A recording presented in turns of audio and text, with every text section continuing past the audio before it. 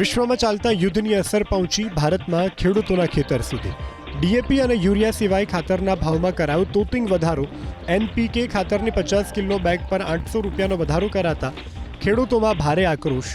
ખેડૂતોએ રોષ ઠાલવ્યો કે એક તરફ કમોસમી વરસાદ અને પાકમાં રોગચાળાના કારણે પૂરતું ઉત્પાદન પણ મળતું નથી, ત્યાં તો સરકાર ખાતરના ભાવ વધારી રહી છે, જેને લઈ ખેતીનો ખર્ચ પણ નથી નીકળતો। ખેડૂતોએ માગ કરી કે ખાતરમાં ભાવ વધારો પરત ખેંચવામાં આવે અથવા તો સબસિડી આપવામાં આવે।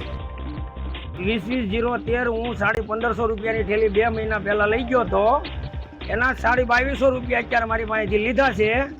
700-600 રૂપિયાનો વધારો નાખી દીધો, તો કોઈ સરકાર કેમ આમાં ધ્યાન દોરતી નથી? તો બધી બાજુથી આ ખેડૂતો કઈ રીતે સહન કરી શકશે?